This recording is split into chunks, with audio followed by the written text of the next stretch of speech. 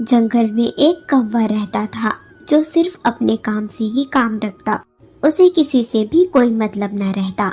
जंगल में उसका एक इमली का बगीचा था जहाँ पर स्वादिष्ट स्वादिष्ट इमलियाँ फली रहती थी। जंगल के पक्षियों को इमली बहुत पसंद आया करती थी। कुछ पक्षी तो भूरू कौवे के जाने के बाद भूरू कौवे के खेत से इमली तोड़कर भाग जाया करते थे और अपने घर पर जाकर मजे मजे से खाया करते थे। भूरू कौवे को यह बात मालूम ही नहीं चल पाती थी। एक रोज की बात है, जब भूरू कौवा अपने खेत पर पहरेदारी कर रहा था, तभी वहाँ पर प्यारी चिड़िया आती है। भूरू भाई, मुझे आपके इमली के बगीचे से कुछ इमलियाँ चाहिए थी। आपके बगीचे के इमली का स्वाद बहुत ही अच्छा होता है। ये तुम क्या बात कर रही हो? क्या तुमने मेरे बगीचे के इमली तोड़े? क्या तुमने मेरे बगीचे के इमली खा लिए? हाँ कौवा भाई, आपके बगीचे के इमली का स्वाद चखा है हमने। जंगल के सभी पक्षियों को पसंद है और हमें भी। तुम सब पक्षियों की हिम्मत कैसे हुई मुझसे बिना पूछे मेरे पेड़ से इमलियां तोड़ने की? ऐसी हरकत करने में क्या तुम्हें जरा भी शर्म नहीं आई? कौन कौन है इस जंगल में जो मेरे पेड़ से इमली तोड़कर लेकर जाता है? मैं सबको सबक सिखाऊंगा, किसी को भी नहीं छोड़ूंगा। भूरू भाई, आप ये कैसी बातें कर रहे हैं? इतने सारे इमलियों का आप क्या करोगे? अगर हमने चख भी लिया तो क्या हो गया? आज तो मैं आपसे मांगने आई हूँ और आप इस तरह से बात कर रहे हैं। बगीचे में इतने सारे इमली फले हुए हैं। अगर आप 2-4 इमली तोड़कर जंगल के पक्षियों में दे भी दोगे तो भी भला आपका क्या ही नुकसान हो जाएगा। इससे तो आपको फायदा ही होगा। जंगल के सभी पक्षियों के साथ आपकी दोस्ती जो होगी। मुझे किसी के साथ कोई दोस्ती नहीं करनी और मैं कह देता हूँ, आज के बाद अगर कोई भी पक्षी मेरे इमली के बगीचे से एक भी इमली तोड़ कर गया तो मैं उसे मार डालूंगा। इतना मारूंगा, मार मार कर उसके पंख तोड़ दूंगा। कह देता हूँ तुमसे, और जाकर तुम ये जंगल के सभी पक्षियों से कह देना मेरे इमली के बगीचे से दूर रहें। भूरू कौवा की बातों को सुनने के बाद प्यारी चिड़िया को बहुत बुरा लगा। प्यारी चिड़िया वहाँ से उड़ान लगाती हुई चली जाती है और जंगल के पक्षियों में यह बात फैला देती है कि भूरू कौवे ने इस तरीके से कहा है। जंगल के सभी पक्षियों को प्यारी चिड़िया की बात पर भरोसा था। भूरू कौवे का बर्ताव सभी जंगल के पक्षी बहुत अच्छी तरह से जानते थे। यहाँ तक कि प्यारी चिड़िया अपने घर पर जाती है और अपनी बेटी को भी समझाती है। खुशी बेटा, चाहे कुछ भी हो जाए, उन कौवा के इमली के पेड़ से एक भी इमली मत तोड़ना। वह बहुत गुस्सैल है। आज उन्होंने जिस तरीके से बात की, मैं तो बहुत ज्यादा डर गई थी। मैंने जंगल के सभी पक्षियों को समझा दिया है कि कोई भी उनके इमली के बगीचे में ना जाए। और तुमसे भी कह देती हूँ, तुम ही हो जो हर वक्त इमली इमली करती रहती हो। इमली खाने की कोई जरूरत नहीं है अब से तुम्हें भी। जो भी सूखे दाने लाकर मैं घर पर पकाऊं, बस वही खाओगी तुम अब से। अरे माँ, पर आप जानते हो ना, मुझे इमली कितनी ज्यादा पसंद है। मुझे इमलियों को मिर्ची और नमक लगाकर खाना कितना पसंद है। एक भी दिन ना खाऊं तो मुझे बहुत बेचैनी होती है। बस मेरे लिए एक ही मांग कर ले आओ। नहीं खुशी, मैंने तुम्हें समझा दिया है। और हाँ, उस कौवा के बगीचे में बिल्कुल मत जाना। वो बहुत गुस्सैल है, कहीं कुछ कर ना दे तुम्हें। इस तरह से प्यारी चिड़िया अपनी बेटी को समझाती है। दिन गुजर जाता है। रात का वक्त हो चुका था। रात के वक्त वो कौवा अपने इमली के बगीचे में एक खाट लगाकर सोया हुआ था, क्योंकि वह देखना चाहता था कि रात के वक्त कौन कौन उसके इमली के बगीचे से इमली चोरी करके ले जाते हैं। वह अपने इमली के बगीचों पर निगरानी रखने के लिए ही वहाँ पर सोया हुआ था। जरा सी भी आवाज होती वह उठकर बैठ जाता। रात भर बहुत बेचैन रहा। वहीं दूसरी तरफ प्यारी चिड़िया की बेटी को नींद नहीं आ रही थी। प्यारी चिड़िया तो सो चुकी थी। प्यारी चिड़िया की बेटी ने सोचा, मम्मा तो सो गई है, मैं जाती हूँ, अभी तो रात का वक्त है। वो कौवा अंकल भी बगीचे में नहीं होंगे। सिर्फ एक तोड़ कर ले आऊंगी। इमली बहुत स्वादिष्ट होगा, चटकारे ले लेकर खाऊंगी। मम्मी ने तो साफ मना किया है कि मैं वहाँ पर ना जाऊँ, पर रात के वक्त जाने में कोई परेशानी नहीं। जल्दी से जाऊंगी और जल्दी से वापस आ जाऊंगी। इस तरह से कहती हुई खुशी उड़ान लगाना शुरू करती है। रात के वक्त उड़ान लगाते हुए वह इमली के बगीचे में जाती है। वह तो एक इमली तोड़ तक नहीं पाई थी। इमली के बगीचे के मालिक भूरू कौवे ने उसे पकड़ लिया। वह बहुत गुस्से में था। आज सुबह ही मैंने तेरी माँ को समझाया था, पर लगता है तेरी माँ को मेरी बात समझ नहीं आई। दिन के वक्त मैंने इमली न दिया तो अभी रात के वक्त तुझे चोरी करने के लिए भेजी है। तुझे तो मैं बहुत अच्छा सबक सिखाऊंगी और तेरी माँ को भी। इस तरह से भूरू कौवा प्यारी चिड़िया की बेटी खुशी को पकड़ लेता है और अपने साथ अपने घर ले जाता है। एक पिंजरे में कैद कर देता है और दोबारा से अपने खेत के पास आ जाता है। आराम से सो जाता है। रात का वक्त गुजर जाता है। जंगल के लगभग सभी पक्षियों को यह बात मालूम चल चुकी थी कि भूरू कौवे ने अपने खेत से इमली तोड़ने के लिए साफ मना किया है, तो कोई भी पक्षी वहां पर जाने की हिम्मत नहीं करता और जो भी पक्षी जाता भूरू कौवे को देखकर वापस लौट जाता, क्योंकि भूरू कौवा तो अब दिनों रात उस इमली के पेड़ के नीचे ही रहता, निगरानी रखता रहता। इधर प्यारी चिड़िया जैसे ही उठी उसने अपने कमरे में सभी जगह अपनी बेटी को ढूंढा।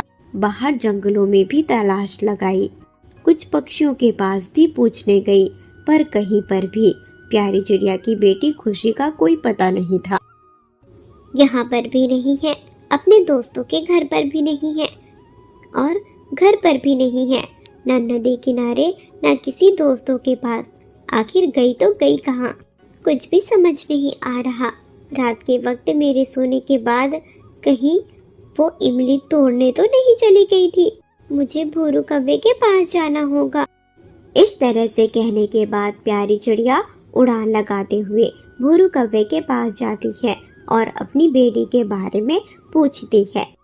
मैं तुम्हारी बेटी के बारे में कुछ नहीं जानता। तुम यहाँ दोबारा से मेरी इमली लेने आई हो ना? चली जाओ यहाँ से, तुम्हें कोई इमली नहीं मिलने वाला। नहीं भूरू भाई, मैं यहाँ आपकी कोई इमली लेने नहीं आई। मैं आज सुबह से अपनी बेटी को ढूंढ रही हूँ, पर वह कहीं पर भी नहीं है। कुछ भी समझ नहीं आ रहा कि आखिर गई तो गई कहाँ। मैं चलती हूँ, मुझे अपनी बेटी को ढूंढना है, न जाने कहाँ चली गई। इस तरह से कहने के बाद प्यारी चिड़िया वहाँ से चली जाती है। प्यारी चिड़िया बहुत परेशान है। वह जंगल में सभी जगह उड़ उड़कर अपनी बेटी को ढूंढने की कोशिश कर रही है, पर कहीं पर भी प्यारी चिड़िया को उसकी बेटी दिखाई नहीं देती। चिड़िया बहुत परेशान है। सुबह से रात का वक्त हो चुका, पर प्यारी चिड़िया की बेटी कहीं पर भी नहीं मिली। प्यारी चिड़िया का तो रो रो कर बुरा हाल हो गया था। इधर भूरू कौवा जब अपने घर पर गया, उसने प्यारी चिड़िया की बेटी खुशी को एक पिंजरे में कैद कर रखा था। तेरी माँ आई थी मेरे पास, पूछ रही थी तुझे मैंने देखा या नहीं देखा। मैंने झूठ बोल दिया कि मैंने तुझे नहीं देखा, पर उसे क्या मालूम कि उसे उसकी बेटी से दूर करने का जिम्मेदार तो सिर्फ मैं ही हूँ। पर ये मैंने जानबूझकर नहीं किया है, ये तो तुमने ही मुझसे करवाया है। मैंने साफ मना किया था कि मेरे खेत से कोई भी इमली नहीं तोड़ेगा, पर उसके बावजूद भी तुमने मेरी बात नहीं सुनी। बताया था ना तेरी माँ ने, पर तुझे समझ नहीं आया। अब तो यहीं इसी जगह पर ही रहेगी, कैद रहेगी। देखता हूँ कब तक जिंदा रहती है। तेरी सारी अकड़ निकाल दूंगा मैं। अब मैं जा रहा हूँ अपने इमली के खेत में निगरानी करने। इस तरह से कहने के बाद भूरू कौवा उड़ान लगाता हुआ अपने खेत में आ पहुंचा था और आराम से सोया हुआ था। पत्तों की थोड़ी सी भी सरसराहट होती तो भूरू कौवा उठकर बैठ जाता, इधर उधर अपने आंख डुलाता। सारी रात वह उसी जगह पर ही काटता। वहीं दूसरी तरफ प्यारी चिड़िया बहुत परेशान थी, अपनी बच्ची को ढूंढ रही थी। रो रो कर तो उसका और भी बुरा हाल हो गया था। रात का समय भी उसका खुशी को ढूंढते हुए ही गुजरती है। रात गुजर गई और सुबह के वक्त भी प्यारी चिड़िया सभी जगह पर अपनी बेटी की तलाश लगा रही थी। किसी को भी प्यारी चिड़िया की बेटी के बारे में कुछ मालूम नहीं था। पूरा दिन गुजर गया, प्यारी चिड़िया को उसकी बेटी कहीं पर भी नहीं मिली। ना जाने मेरी बच्ची कहाँ है, किस हालात में है, अचानक गायब कहाँ हो गई, कुछ भी समझ नहीं आ रहा। आखिर मेरी बच्ची के साथ हुआ क्या होगा? कहाँ है खुशी, कहाँ है तू? हे भगवान, कोई रास्ता दिखाओ, मेरी बच्ची को मुझसे दूर मत करो। प्यारी चिड़िया खुद से ही बातें कर रही थी, अपनी बेटी को लेकर परेशान हो रही थी कि तभी प्यारी चिड़िया को अचानक ही कुछ समझ में आता है। वह उड़ान लगाते हुए भूरू कौवे के घर पर जाती है, जहाँ पर वह अपनी बेटी को पिंजरे में कैद पाती है। प्यारी अपनी बेटी को पिंजरे से आज़ाद करती है और उसे अपने घर पर लेकर जाती है, जहाँ पर जाने के बाद माँ मुझे माफ कर दो। आप इतनी परेशान सिर्फ मेरी वजह से ही हो।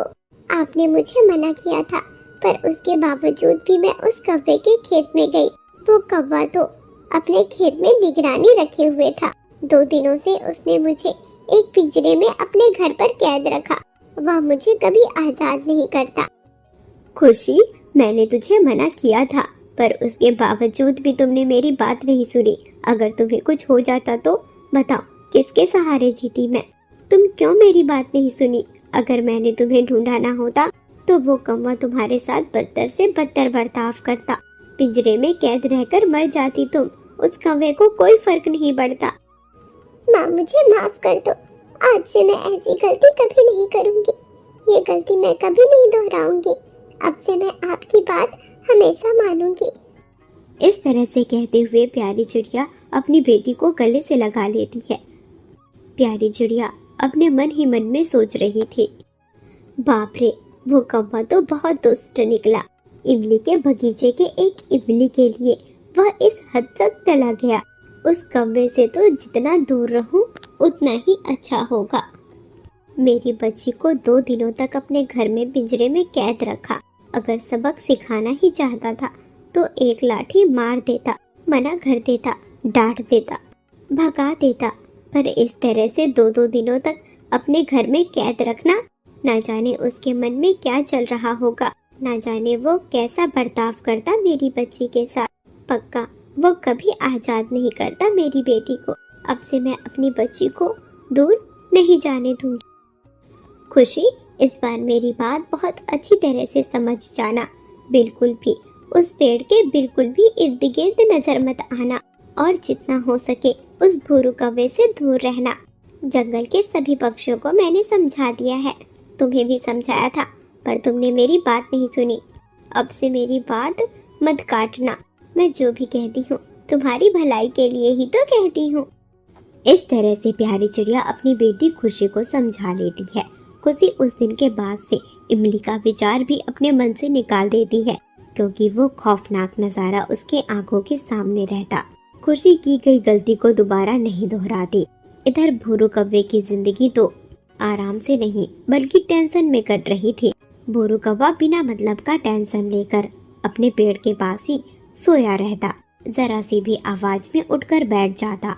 उसके पास घर तो था, पर घर होने के बावजूद भी उसकी रातें बगीचे में ही कटती। एक रोज जंगल में बहुत तेज बारिश हो रही थी। बारिश इतनी ज्यादा तेज थी कि कोई भी पक्षी घर से बाहर नहीं निकलता। भूरू कौवा तो अपने खेत में सोया हुआ था। जब उठकर देखा तो बारिश बहुत ज्यादा तेज हो रही थी। वह उसी जगह पर ही बैठा रहा, पर अचानक ही भूरू कौवे का एक इमली का पेड़ टूटकर भूरू कौवे के ऊपर गिर जाता है और भूरू कौवे की उस इमली के पेड़ में दबकर मौत हो जाती है। भूरू कौवे की तो मौत हो चुकी थी। अब भूरू कौवे की मौत के बाद उसके इमली के पेड़ की इमली तो जंगल के सभी पक्षी खाने ही वाले थे। पर अगर भूरू कौवा अपने जीते हुए ही जंगल के सभी पक्षियों के साथ मिलजुल कर अपने इमली को बांट कर खाया होता और खुशी खुशी रहा होता तो क्या दिन होते भूरू कौवे के भी, और उसकी आज जिस तरीके से मौत हुई वह मौत भी ना हुई होती। पर भूरू कौवे के मन में कपट था, जिसकी वजह से वह अपनी जिंदगी से हाथ धो बैठा। हेलो फ्रेंड्स, तो कैसी लगी आपको आज की कहानी कमेंट में जरूर बताना। अगर चैनल पर नए हो तो चैनल को सब्सक्राइब जरूर कर लेना। आप सभी का धन्यवाद।